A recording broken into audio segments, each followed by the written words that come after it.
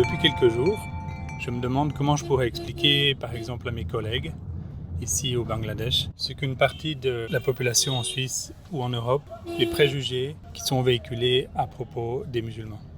Et quand j'ai réfléchi, je me dis que ce serait difficile à expliquer, difficile à justifier, et j'en suis pas très fier.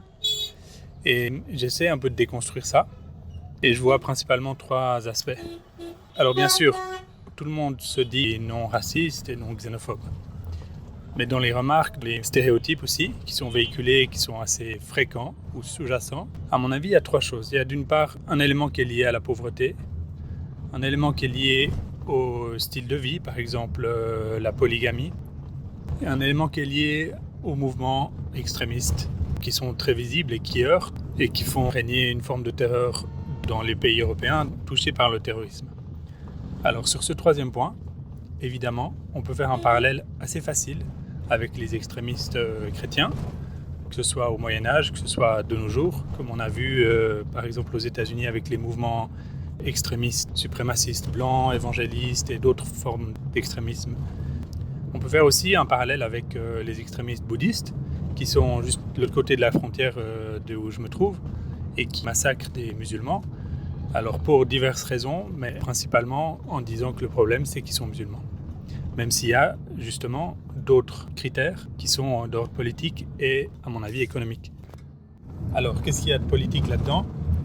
C'est que ces mouvements de xénophobie, de frustration et de haine qui mènent à la violence sont instrumentalisés politiquement pour diriger la colère, le ressentiment et le soutien du peuple ou d'une partie du peuple qui devient militant à des groupes extrémistes. Et on sait là où ça mène avec les heures les plus sombres de notre passé récent, de notre histoire du XXe siècle.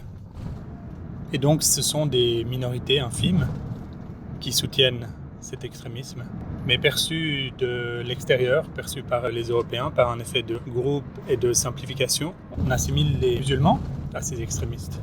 Et c'est aussi injuste que si on assimilait tous les chrétiens aux extrémistes, aux fanatiques suprémacistes, aux croisés aussi, et si on assimilait tous les bouddhistes à une minorité de moines fanatiques qui veulent décimer les musulmans. Et donc ici, en côtoyant des gens qui sont extrêmement aimables, respectueux, en connaissant un peu mieux certains aspects, je me rends compte que j'avais des préjugés et c'est injuste et ces préjugés sont largement répandus et pour la plupart sans fondement. Je crois qu'il y a une grande valeur qui est donnée dans la culture locale et dans l'islam au fait d'être honnête. Et je me demande dans quelle mesure nos préjugés sur les populations musulmanes sont corrects à ce niveau-là et au contraire, je pense qu'elles sont injustes et discriminatoires. Et du coup, je me demande comment leur expliquer, mais est-ce que c'est à eux que je devrais expliquer ou est-ce que c'est à moi, à mes proches et à mes concitoyens ?